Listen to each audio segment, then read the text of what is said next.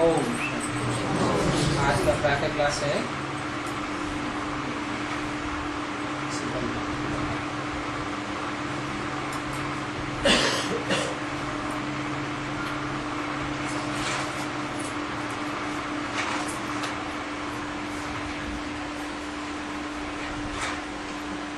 सत्ताईस जून 1968 का प्रातः क्लास।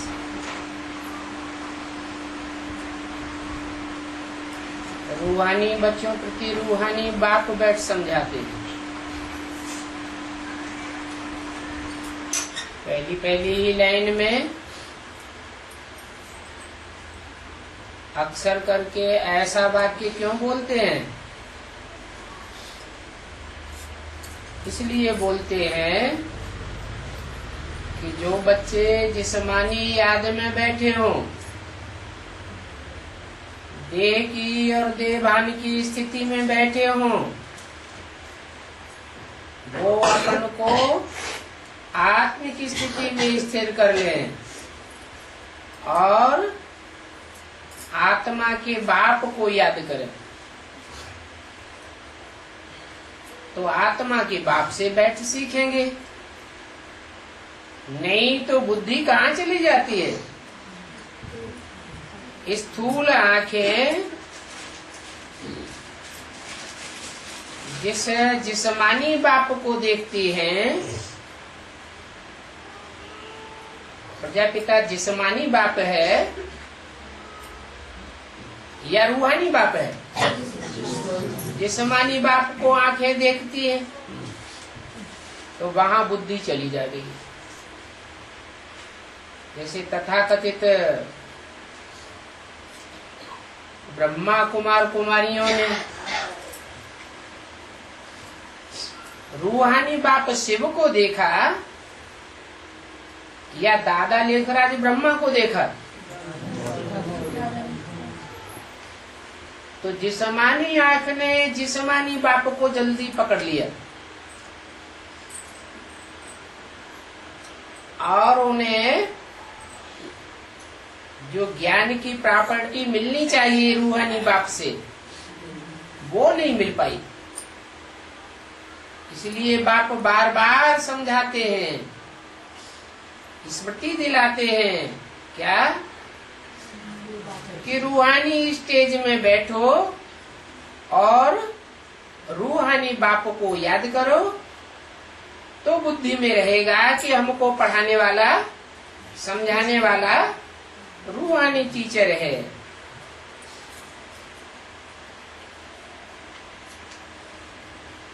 इन प्रजापिता या ब्रह्मा को रूहानी बाप नहीं कहेंगे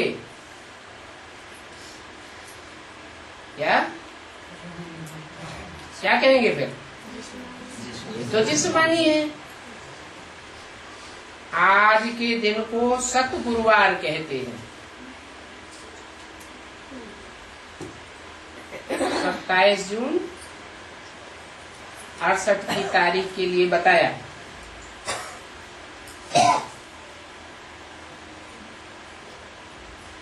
सतगुरुवार किसके लिए कहा जाए? सतगुरु कौन है? मनुष्य गुरु तो सब झूठे हैं। 63 जन्मों में जो भी मनुष्य गुरु हुए, चाहे प्रजापिता ही कौन हुआ हो, वो भी तो गुरु बना होगा ना।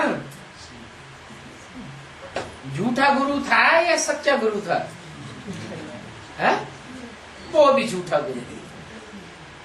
और ब्रह्मा की आत्मा भी 63 जन्मों में झूठे ही मनुष्य गुरु का पार्ट बजाती है। वो तो वहां भी बजाती है और यहाँ ब्राह्मणों की संगमिक दुनिया में भी। उनकी बुद्धि में खुद ही नहीं बैठा कि रूहानी बाप का, रूहानी टीचर का और सदगुरु का प्रैक्टिकल रूप क्या है?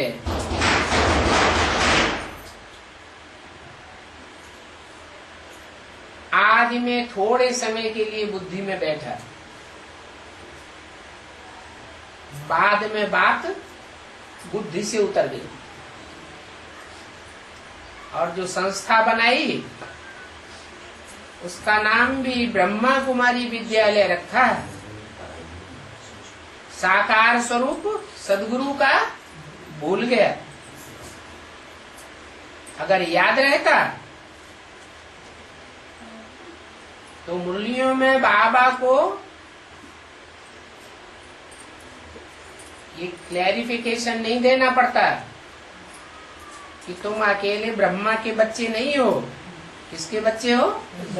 प्रजापिता ब्रह्मा के बच्चे हो। ब्रह्मा कुमारी विद्यालय नाम रांग है, असली नाम क्या है? प्रजापिता ब्रह्मा कुमारी ईश्वरी विश्वविद्यालय। क्यों? क्योंकि पिता साकार है, टीचर भी साकार है, और सदगुरु भी साकारी स्टेज में ही आता है, लेकिन निराकारी पार्ट बजाता है। इसलिए सदगुरु निराकार कहा जाता है।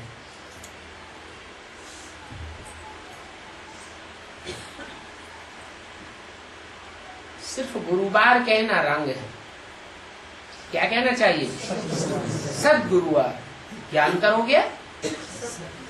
गुरु तो ढेर है, और ढेर के ढेर जितने भी गुरु दुनिया में हुए वो सब मनुष्य गुरु झूठे साबित हो गए। कोई ने भी अपनी सदगति भी नहीं की, और दुनिया वालों की भी सदगति नहीं की, और दुनिया भी दुर्गति को जाती रही। सदगुरु तो एक ही है जो इस दुनिया में सब की सदगति करके जाता है। इसलिए गुरुवार नहीं कहना चाहिए।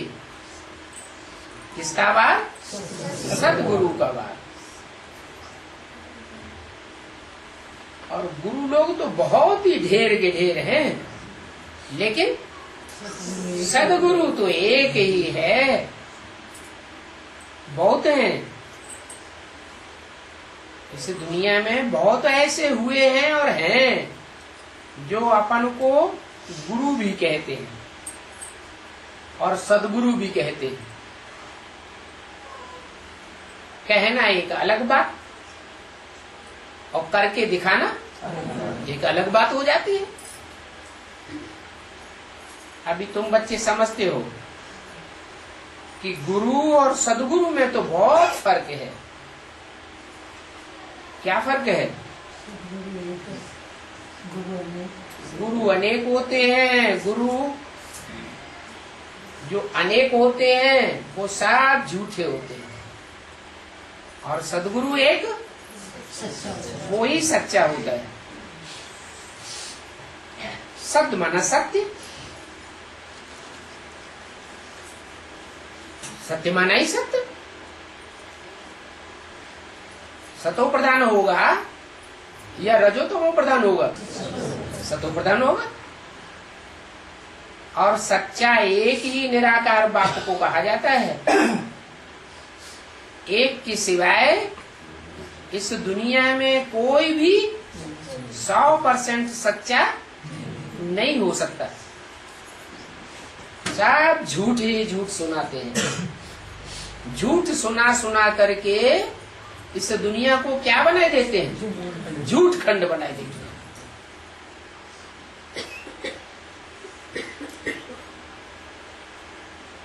तो निराकार को सदगुरु कहा जाता है, मनुष्य को सदगुरु नहीं कहा जाता। क्यों? क्योंकि मनुष्य का तो मन सदैव ही चलायमान रहता है, और जो निराकार है वो तो सदैव ही निराकारी, निर्विकारी, निरहंकारी है। वो तो सदैव ही अमन है, चंचल मन वाला नहीं है। मनुष्य गुरु लोग तो जो कुछ भी बोलते हैं वो झूठ ही झूठ बोलते हैं। ये सारी दुनिया ही झूठ है। बल कितना भी बड़ा गवर्नर है, राजा रजवाड़ा है, परंतु ज्ञान के बारे में जो कुछ बोलते हैं वो तो सभी झूठ बोलते हैं। ज्ञान माना जानकारी, काहे की जानकारी? सच्चाई की जानकारी। और आत्मा परमात्मा सृष्टि की जानकारी वो तो किसी के पास है ही नहीं। सच्चा ज्ञान तो एक ही बार, एक ही ज्ञान सागर बाप देते हैं। क्या सच्चा ज्ञान एक ही बार देते हैं और एक ही ज्ञान सागर बाप देते हैं। क्यों? ब्रह्मा के द्वारा जो ज्ञान दिया गया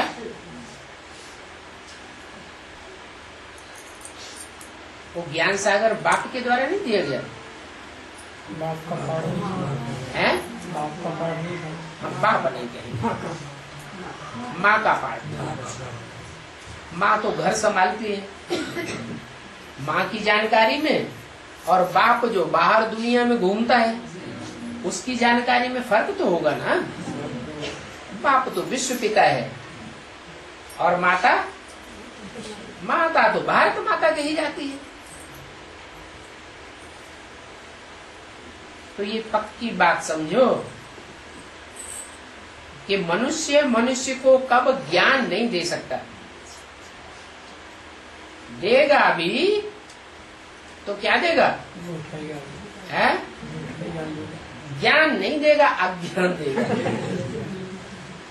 सच्चा है ही एक बात, और सत्य को ही ज्ञान कहा जाता है, असत्य को अज्ञान कहा जाता है।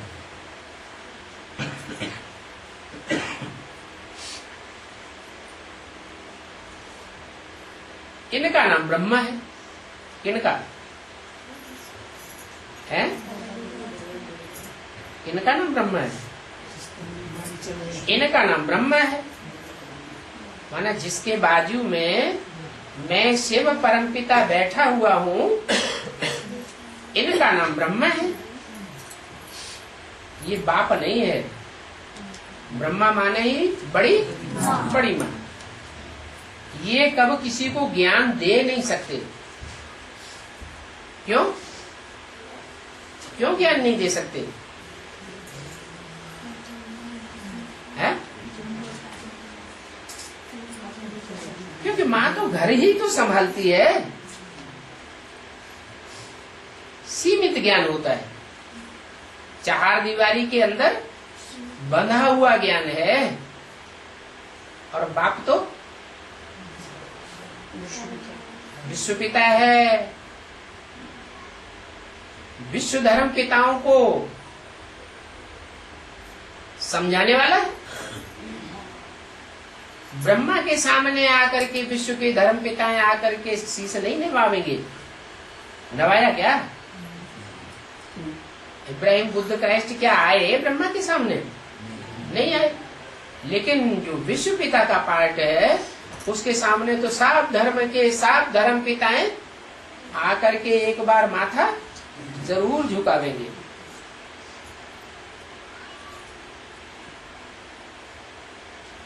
तो बताया ब्रह्मा में ज्ञान कुछ भी नहीं था।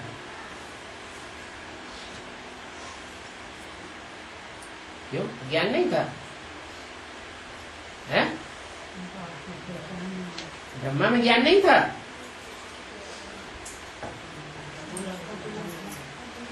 ज्ञान तो था, लेकिन बेसिक ज्ञान था ना कि मैं आत्मा हूँ, बिंदी हूँ। मेरा बाप परम पिता परमात्मा वो भी बिंदी है, और जितने भी मनुष्य आत्माएं सब बिंदी है। तो ये तो ज्ञान पक्का नहीं हुआ। आखिर सब बिंदी हैं तो उनमें परम पिता परमात्मा कौन है? बिंदी बिंदी बिंदी में से छांटेंगे कैसे? कैसे पता चलेगा? तो ये ज्ञान उनको नहीं था। बाप ही आकर के अपनी पहचान देते हैं। यह ब्रह्मा खुद भी बाप को नहीं जानता और दूसरों को भी बाप की पहचान नहीं दे सकता। संपूर्ण पूरा ज्ञान तो ज्ञान सागर परमपिता परमात्मा में ही है। अभी ऐसा कोई भी मनुष्य नहीं है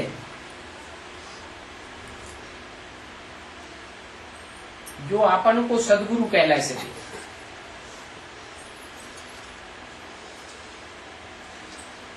कोई है? है?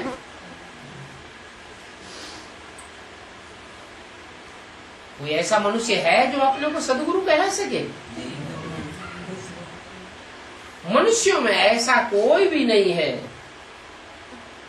क्योंकि सबका मन चलायमान है। जब तक मन चलायमान है तो सदगुरु की स्टेज पर बैठने वाला कोई भी नहीं ना अपने को कोई कह सकता है।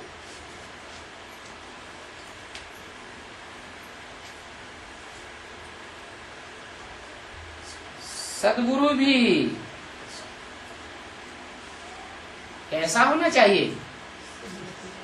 एब्सोल्युटली सत्य, संपूर्ण सत्य होना चाहिए। क्या? बहुत ढेर सारी बातों का जानकार हो, 99% का जानकार हो सच्चाई का, और 1% का जानकार न हो, तो सदगुरु कहेंगे? सदगुरु नहीं कहेंगे।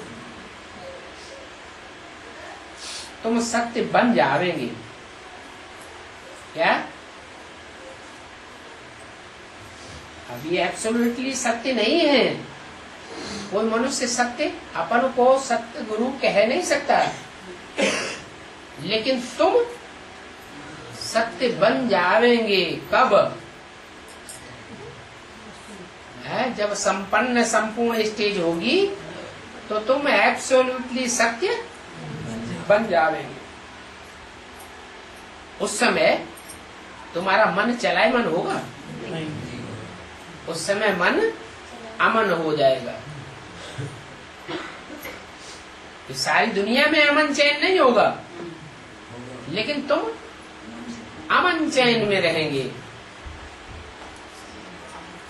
तो मनुष्य को कब सदगुरु नहीं कहा जा सकता। मनुष्यों में तो पाई पैसे की भी ताकत नहीं है।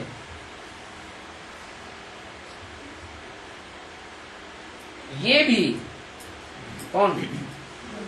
ब्रह्मा बाबा। ये भी मनुष्य बैठा है ना, इनमें कुछ भी ताकत नहीं है। इनमें कुछ भी ताकत नहीं। ऐसे क्यों कह दिया? इसलिए कह दिया कि इनको तो कोई एक बहेलिया भी तीर मार के गिरा सकता है, प्राण पखेरु उड़ा सकता है, तो ताकत कैसे कहें? ये खुद भी कहते हैं मैं भी तुम्हारे जैसा मनुष्य हूं,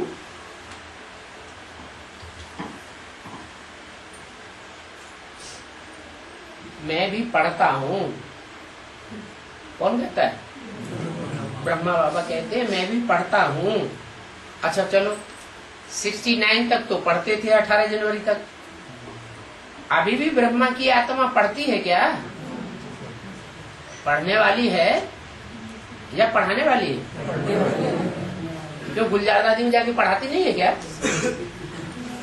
है? धारणा की बात पढ़ाती है कि नहीं पढ़ाती है? तो पढ़ाने वाली नहीं है, है?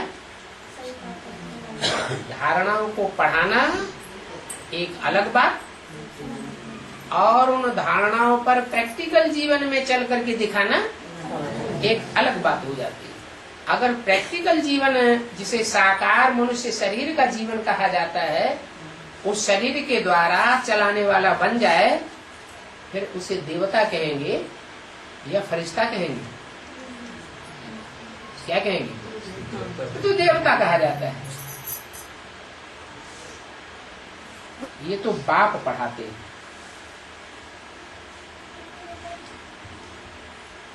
पढ़ाने वाला कौन है? बाप पढ़ाने वाला है। इसमें ताकत की बात नहीं हो सकती। ये ब्रह्मा पढ़ाने वाला नहीं है।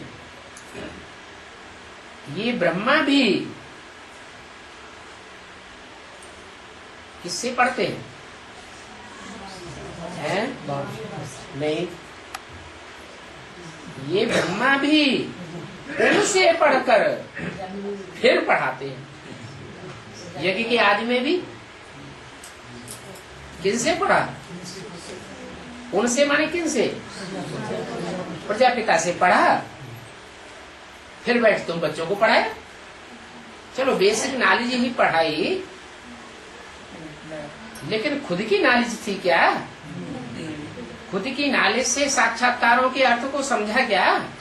नहीं समझा। तो ये ब्रह्मा भी उनसे पढ़ करके फिर पढ़ाते हैं। और तुम ब्रह्मा कुमार कुमारियां कहलाने वाले भी परमपिता परमात्मा सदगुरु से पढ़ते हो क्या? इनसे नहीं पढ़ते हो? तुम्हारी बुद्धि में क्या रहता है? ये हमको पढ़ाने वाला कौन है? सदगुरु परमपिता परमात्मा हमको पढ़ाते हैं। तुमको उनसे ताकत मिलती है। फिर दूर क्यों कर दिया? उनसे ताकत मिलती है, हैं? हाँ, उस समय की जो वाणी है ना, उस समय जिस तन में पढ़ाते थे वो तो ताकत देने वाला मीडिया नहीं था। तो बताया कि भविष्य में उनसे तुमको ताकत मिलती है। ताकत का मतलब ये नहीं कि कोई को घूसा मारेंगे तो गिर पड़ेंगे, है? तो जिस्मानी ताकत की बात नहीं है। ताकत की और कोई बात नहीं है। ये तो रूहानी ताकत है। कोई बाहुबल की ताकत नहीं है। याद के बल से तुम शांति को पाते हो। याद से क्या मिलती है? शांति मिलती है। और पढ़ाई से तुमको सुख मिलता है। क्या? ज्ञान से मिलता है सुख और याद से मिलती है शांति। शांति धाम में चले जाते हैं।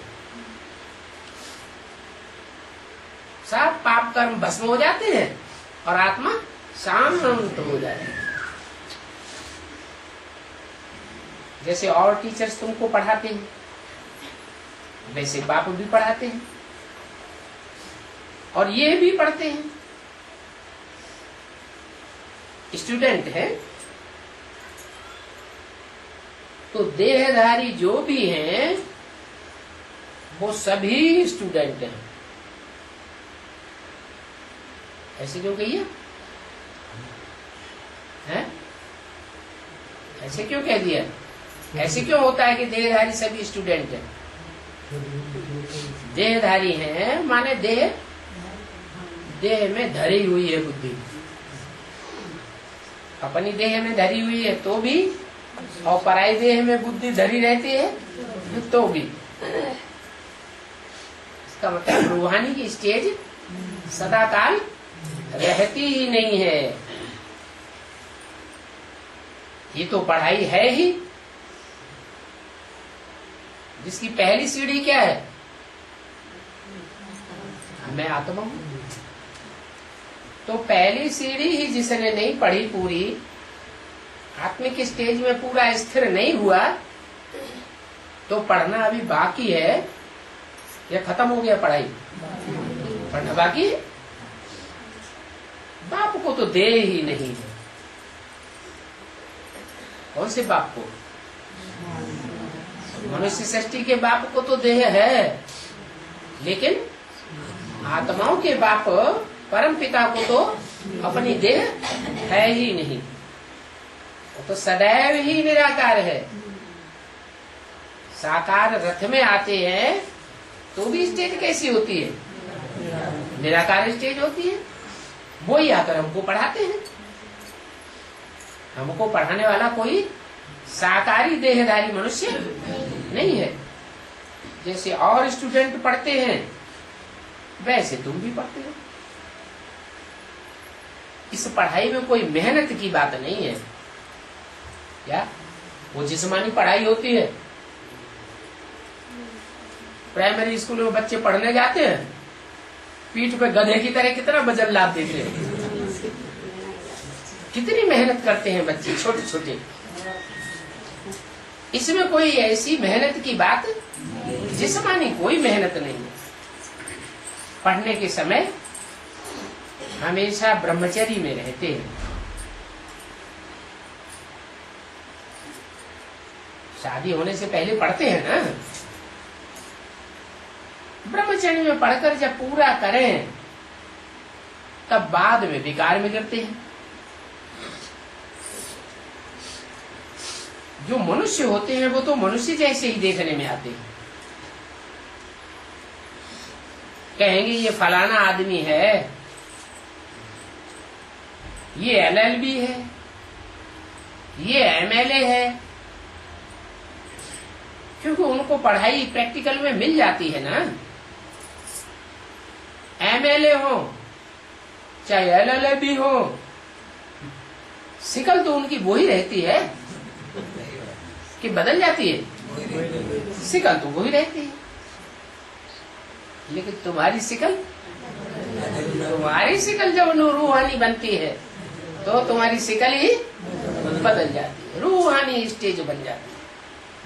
जैसे धर्म पिताएं जब आते हैं तो उनकी शिकल कैसी होती है? इब्राहिम की, क्राइस्ट की, गुरु नानक की, महात्मा बुद्ध की शिकल कैसी होती है? शिकल देखने से ही कोई समझ सकता है कि इस दुनिया में नहीं रहते हैं, कहीं और दुनिया से आए हैं। उस जिस्मानी पढ़ाई को तो तुम अच्छी तरह से जानते हो।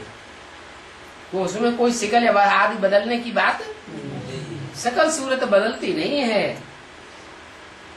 साधु संत आदि जो भी शास्त्र पढ़ते हैं या दूसरों को पढ़ाते हैं, वो शास्त्र आदि की पढ़ाई पढ़ाना ये कोई बड़ी बात नहीं है। क्यों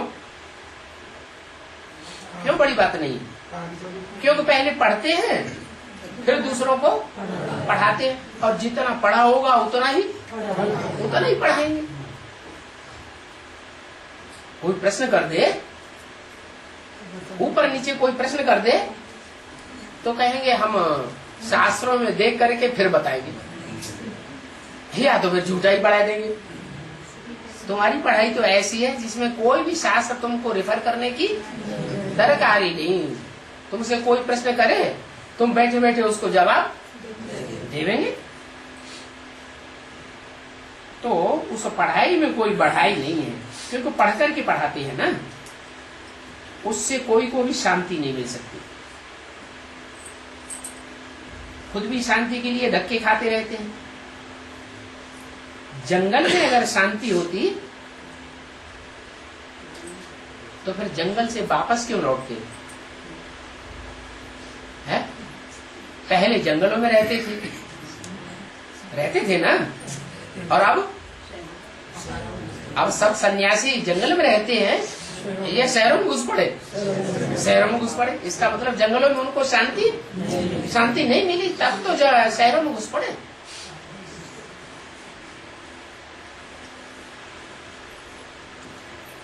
मुक्ति को तो कोई भी नहीं पाता। बल कहते हैं हमारा गुरु निर्वाण धाम गया, पार निर्वाण चला गया। जो बौद्ध धर्म के होंगे वो क्या कहेंगे? महात्मा बुद्ध कहाँ चले गए? पार निर्वाण चले गए। लेकिन ऐसे ही तुक्का मारते रहते हैं। पार निर्वाण तो कोई जा ही नहीं सकता। जो भी अच्छे अच्छे नामी ग्रामी रामकृष्ण परमहंस आदि होकर गए हैं, वो सभी पुनर्जन्म लेते लेते नीचे उतरते आए। मुक्ति, जीवन मुक्ति तो कोई भी पाते ही नहीं। सबको तमो प्रधान बनना ही है। इस सृष्टि पर जो भी आत्माएं आई, ऊपर से आई है और नीचे की स्टेज में उनको जाना ही है। देखने में तो कुछ भी नहीं आता कि तमो प्रधान बन गए कि नहीं बन गए। मनुष्य मनुष्य देखने में आते हैं। कोई से भी पूछो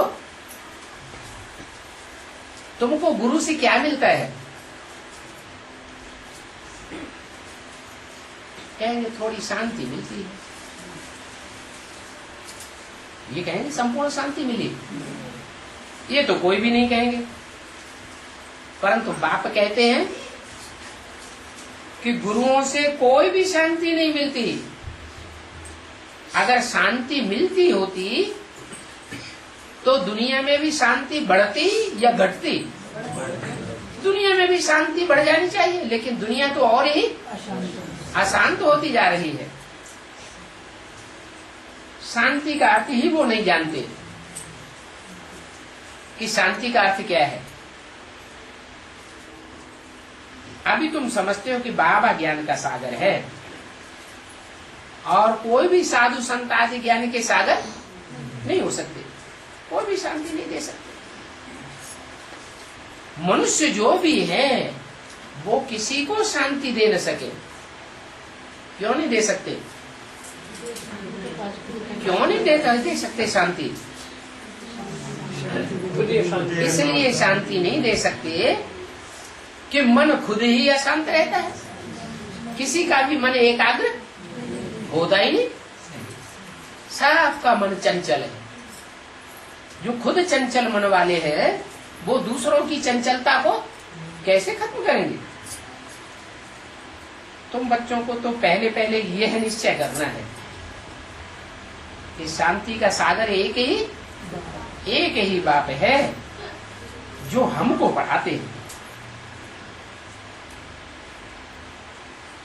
दुनिया इस बात को नहीं जानती कि वो एक शांति का बाप कौन है, शांति का सागर जो हम इनको पढ़ाते हैं।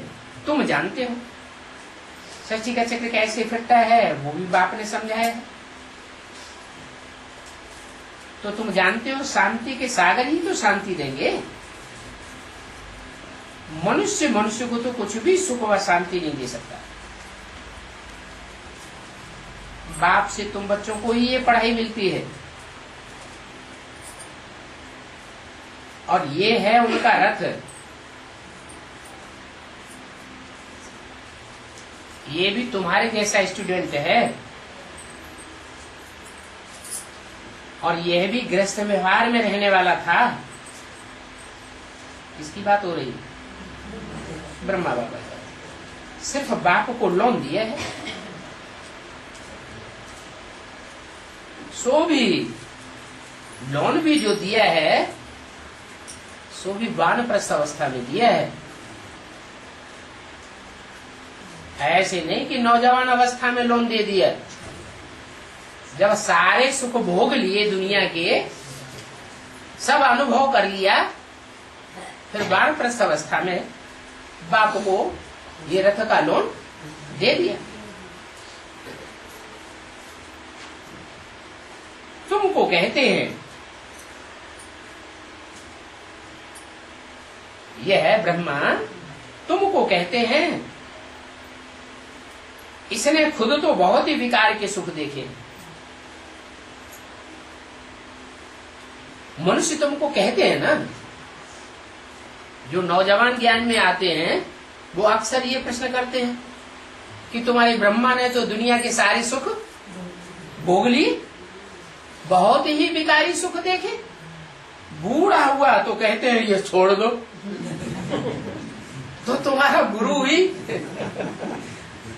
ऐसी बातें करता है, खुद करता नहीं और हमको कहता है छोड़ दो। अरे तुम इनको समझा सकते हो, क्या समझा सकते हो? कि ये थोड़े ही हमको समझाते हैं क्या? हमको समझाने वाला तो कोई दूसरी आत्मा है, परमपिता परमात्मा स्वयं हमको समझाते हैं। ये कोई थोड़े ही परमपिता परमात्मा है। तुमको समझाने वाला तो वो ही बाप है? कौन सा बाप है? वही कह के कौन सा याद दिलाया? जो यज्ञ के आदि में था समझाने वाला, वो ही समझाने वाला अभी भी है। वो ही बाप कहते हैं कि सभी को निर्विकारी बनना है, चाहे छोटी उम्र का हो और चाहे बड़ी उम्र का हो, वानप्रस्थ अवस्था का हो न हो। लेकिन बाप कहते हैं तुम सबकी वानप्रस्थ अवस्था है। क्या? सबको वाणी से परे जाना है, जो खुद नहीं बन सकते हैं, क्या? जिनकी इस दुनिया से सुखों की आस नहीं टूटी है, वो खुद नहीं बन सकते हैं, तो अनेक प्रकार की बातें करेंगे। सिर्फ बातें ही नहीं करेंगे, गालियां भी देंगे।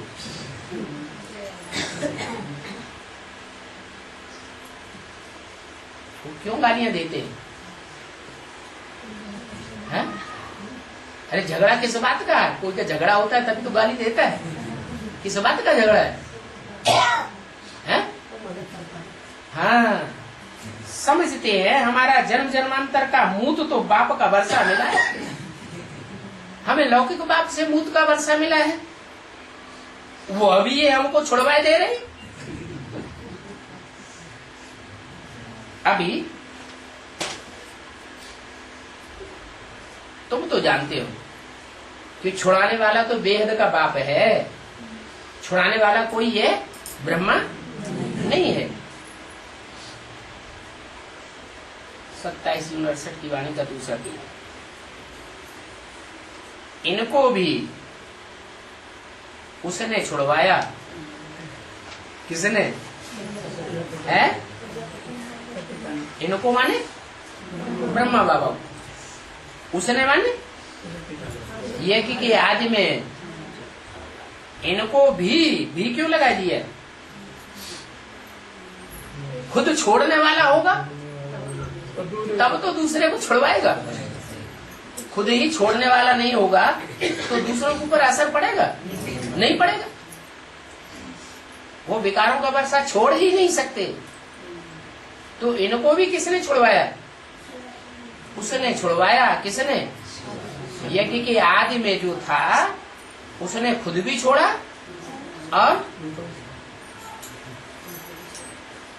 और इनसे भी छुड़वाया।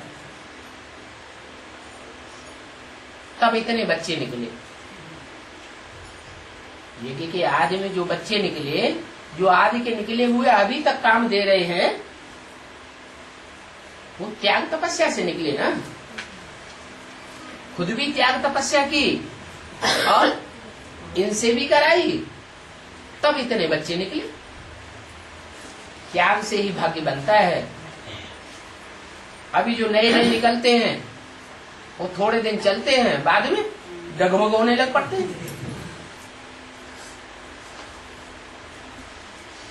तो सोचो इतने बच्चे तब कहां से निकाले? आसमान से निकाले क्या? बच्चों को भी बचाने की कोशिश की, जो निकल सके उनको निकाला। तो अभी भी तुम बच्चों को पढ़ाने वाला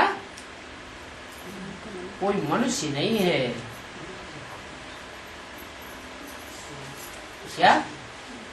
तुमको पढ़ाने वाला कोई मनुष्य नहीं है। पढ़ाने वाला कौन है? स्वयं परम पिता परमात्मा, जिसका मन सदैव स्थिर रहता है, सदैव मन अमन है, मन के ऊपर पूरा कंट्रोल है। बाबा कहते हैं, ये ब्रह्मा बाबा कहते हैं, हमारे में कुछ भी ताकत नहीं है। सारी ताकत किसकी है?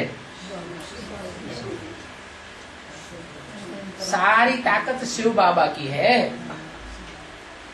और मुरली में भी बोला, मक्खन चुराया, इतनी रानियों को भगाया, ये सब है प्रजापिता की कहानी। लेकिन किसके ऊपर ठोक दिया? ब्रह्मा के ऊपर ठोक दिया। भक्ति मार्ग में भी किसके ऊपर ठोक दिया? कृष्ण के ऊपर ठोक दिया। तो कहाँ शूटिंग हुई? संगम युग में अभी अभी शूटिंग होती है। प्रजापिता को भूल गए और ब्रह्मा का नाम ठोक दिया।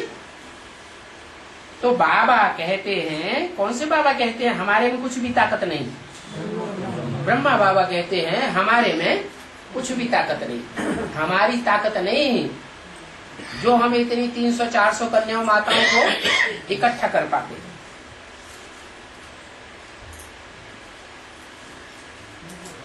तो तुम कोई से भी बोल सकते हो कि तुम तो झूठ बोलते हो, ये ब्रह्मा की ताकत है।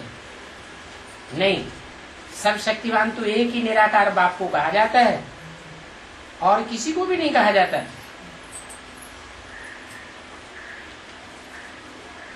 ये भी कहते हैं मैं सब शक्तिवान नहीं हूं।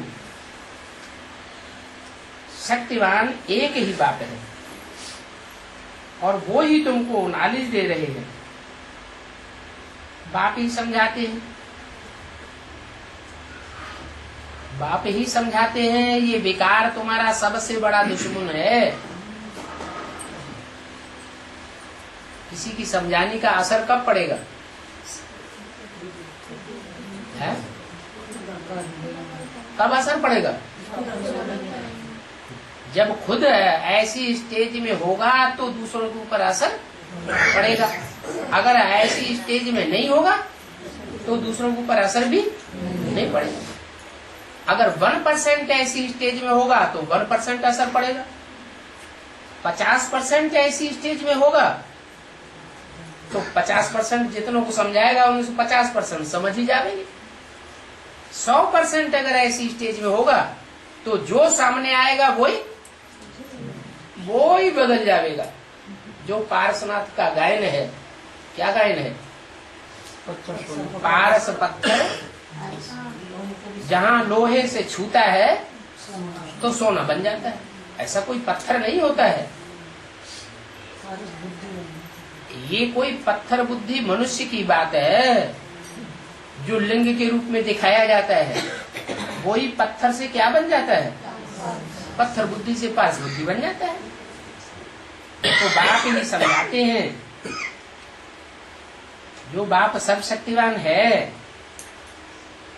वो समझाते हैं ये सबसे बड़ा तुम्हारा कड़ा दुश्मन है, इनको छोड़ दो। फिर जो नहीं छोड़ सकते हैं, क्या इस कड़े दुश्मनों को जो नहीं छोड़ सकते हैं तो कितना उस पर झगड़ा होता है। झगड़ा करने वाले भी कौन है? कौन है झगड़ा करने वाले? हैं? झगड़ा करने वाले भी वही हैं जो विकारों को मन बुद्धि से त्याग नहीं सकते। अच्छा, दुनिया वालों की तो बात मान ली। दुनिया वालों की एडवांस वालों से ज्यादा लड़ाई झगड़ा होता है या बेसिक वालों का ज्यादा लड़ाई झगड़ा है? मूल लड़ाई झगड़ा ज्यादा किसका है? ज्यादा अपोजिशन कौन करते हैं? बेसिक वाले बहुत अपोजिशन करते हैं। तो क्या उन्होंने विकारों को छोड़ा नहीं है? बाबा ने कहा कौन झगड़ते हैं? जो विकारों को छोड़ नहीं सकते हैं, वो ही तुमसे झगड़ते हैं। तो क्या बेसिक नॉलेज वालों ने, ब्राह्मणों ने विकारों को छोड़ा नहीं है? अरे इतने हजारों के हजार संगठन में बैठते हैं, हजारों बैठते हैं एक एक संगठन में, सफेद साड़ियां पहनकर। वो भिखारी है, हैं? भिखारी है इसलिए झगड़ा करते हैं। भिखारी हैं या नहीं है? पहले ये तो बात तय करो कि भिखारी है या नहीं है? हैं? हाँ, बाबा कहते हैं, बाबा का ये वर्षंस है कि झगड़ा तुमसे वो ही करेंगे जो विकारों को छोड़ नहीं सकते। अब दुनिया वाले सफेद साड़ी पहनने वालों को विकारी समझते हैं, या ये रंगीन जो साड़ी पहनने वालों को जो घरगृहस्थ में रहते हैं उनको विकारी समझते हैं? घरगृहस्थ में रहने वालों को भी विकारी समझेंगे ना। वो तो सफेद साड़ी पहन करके वहाँ माउंट आबू जंगल में रहे पड़े, उनको विकारी क्यों समझेंगे? साधु सन्यासी इतने दुनिया में हुए, जंगल में रहते थे, कफनी पहनते थे, लोग उनको विकारी समझते थे? हैं? नहीं, विकारी थे या निर्विकारी थे? निर्विकारी थे। हाँ, वो शरीर से तो निर्विकारी बनते हैं दरबार छोड़ करके, दुनियावी सन्यासी भी, लेकिन मन बुद्धि से निर्विकारी नहीं बन सकते। मन बुद्धि से निर्विकारी बनना तो बाप ही सिखाते हैं, कोई मनुष्य मात्र नहीं सिखा सकता।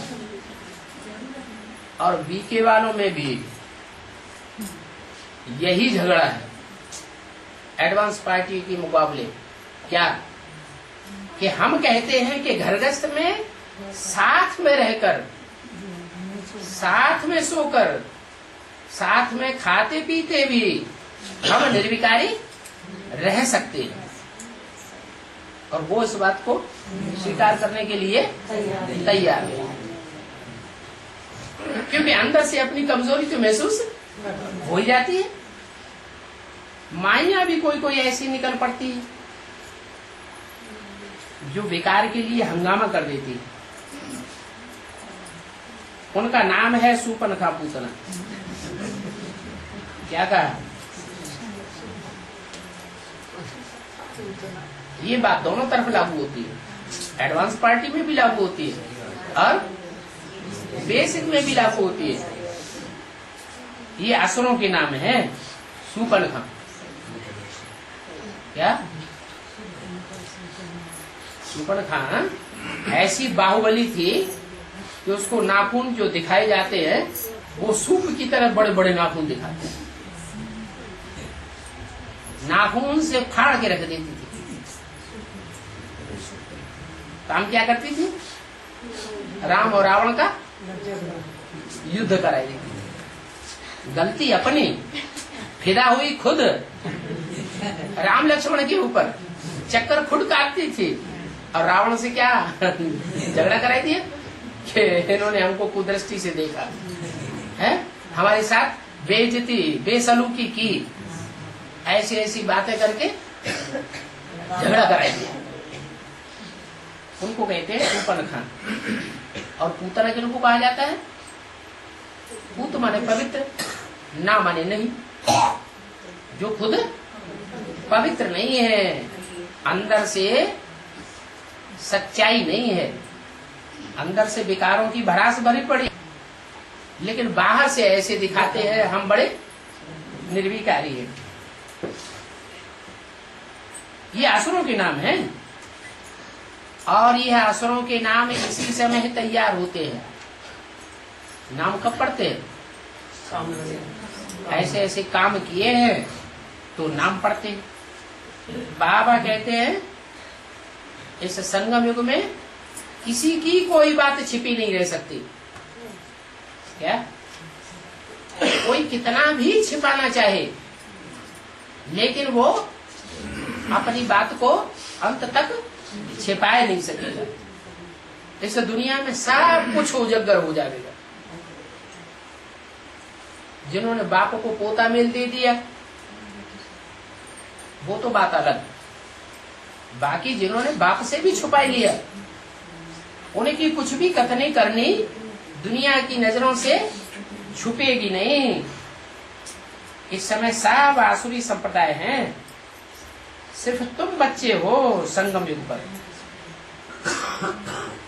आसुरी संप्रदाय ये भी नहीं जानते कि ये पुरुषोत्तम संगम युग है। क्या कौन सा युग है? साधारण संगम युग नहीं है, पुरुषोत्तम संगम युग।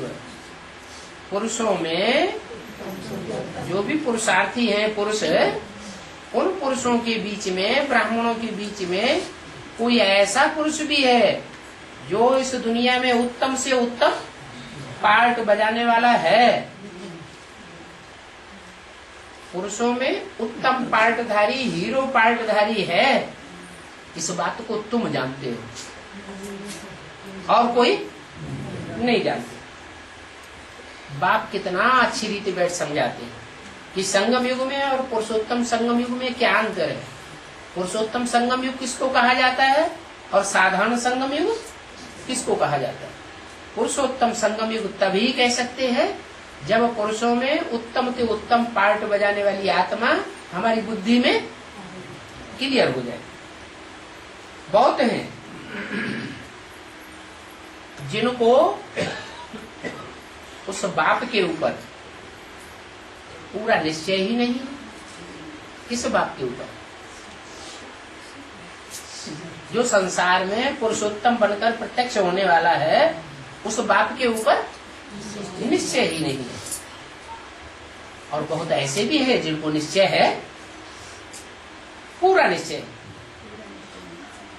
कोई को सेमी निश्चय है, कोई को 100%, कोई को 80%, कोई को 60%, कोई को 5%, कोई को 1%।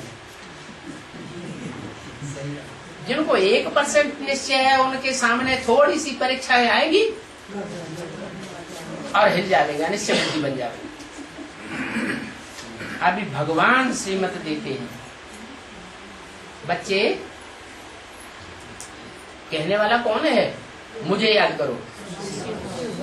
कहने वाला वो स्वयं ही है जो पुरुषों में उत्तम से उत्तम संसार के सामने पार्ट बजाने वाला है। वो कहते हैं बच्चे मुझे याद करो। ये बाप का बड़े से बड़ा फरमान है। क्या फरमान है?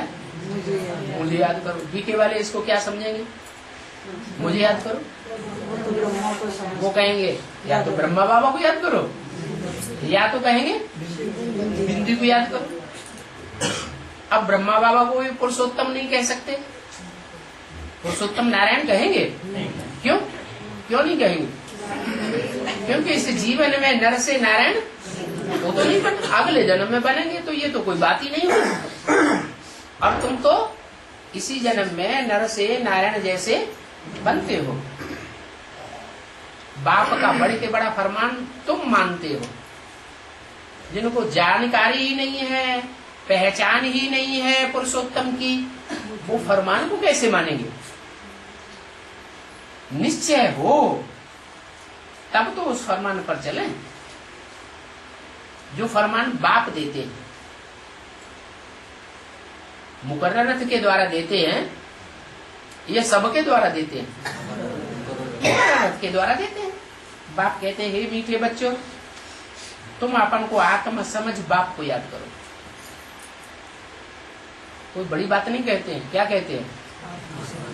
अपन को जो घड़ी घड़ी देह में आ जाते हो, देहधान में आ जाते हो, देह की याद में आ जाते हो, वो छोड़ो और अपने बाप को याद करो। बाप को याद करो।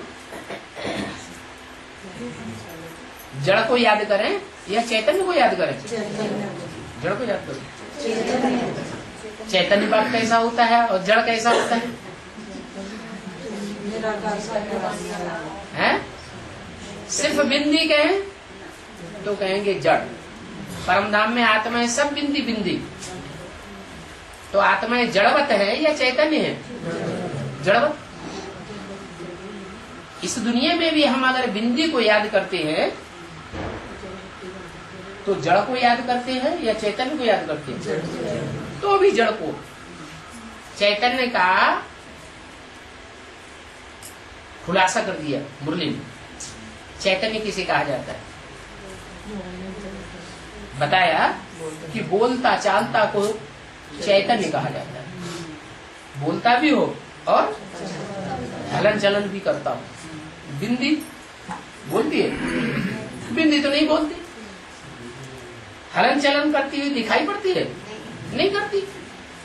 बिंदी जब तक रथ में प्रवेश न करे तब तक न माता के रूप में चैतन्य दिखाई पड़ेगी, न बाप के रूप में चैतन्य दिखाई पड़ेगी, न टीचर के रूप में चैतन्य दिखाई पड़ेगी, न सदगुरु के रूप में चैतन्य दिखाई पड़ेगी।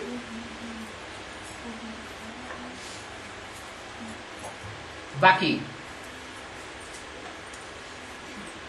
जिसमें प्रवेश करते हैं उसको, उस रथ को अगर कोई याद करे और बिंदी आत्मा को भूल जाए, ये भी तो हो सकता है क्या? कि जिस रथ में प्रवेश करते हैं उस रथ को तो याद आए, लेकिन उसमें मस्तक में वो हीरा याद ना आए। तो चैतन्य को याद किया या जड़ को याद किया? शिव को याद किया या सब को याद किया है? तब भी कहेंगे सब को याद किया। मुर्दे को याद किया। शिव को याद करने के लिए क्या होना चाहिए? साकार भी हो और निराकार भी हो। हमारी याद भी प्रवृत्ति मार्ग की है, हमारी याद कोई निवृत्ति मार्ग की नहीं है। भक्ति मार्ग में गुरु को याद करते हैं, वो प्रवृत्ति मार्ग की याद है और निवृत्ति मार्ग की याद है। क्यों? भक्ति मार्ग में गुरु को याद करते हैं, वो निवृत्ति मार्ग की याद कैसे है? नहीं, वो सिर्फ देह को याद करते हैं, गुरु की देह याद आती है, लेकिन आत्मा की जानकारी नहीं, याद कहाँ से करेंगे? और तुम्हारी तो याद भी कैसी है? प्रवृत्ति मार्ग की है। आत्मा भी है और साथ में साकार शरीर भी है, तुम्हारी प्रवृत्ति मार्ग की याद है। ये नहीं कहता हूं कि इनको याद करो, क्या इनको याद नहीं करना है? इनको माने रामकृष्ण को, रामकृष्ण को याद नहीं करना है। इनकी याद से निस्तार नहीं होगा। क्यों? क्योंकि अगर इनकी याद से निस्तार हुआ होता तो 63 जन्म ही ये आत्माएं तो इस दुनिया में रही थी ना। कौन आत्मा है? रामकृष्ण की आत्मा। किसी का निस्तार हुआ क्या? नहीं हुआ। इनको याद करने से निस्तार नहीं होता, निस्तार होगा साकार में निराकार को याद करने से। और वो भी बाप के रूप में याद करने से निस्तार होगा, माँ के रूप में याद करने से निस्तार नहीं होगा। तो इनको याद नहीं करना है। मैं ये बात नहीं कहता हूं कि इनको याद करना। इनको क्यों कहा, इसको क्यों नहीं कहा है? माने अकेले ब्रह्मा के लिए ही नहीं कहते हैं, इनको माने दोनों के लिए कहते हैं। न राम को याद करना और न कृष्ण के तन को याद करना। बाबा मेरे द्वारा तुमको कहते हैं, जैसे तुम बच्चे पढ़ते हो वो भी पढ़ता है, सभी स्टूडेंट।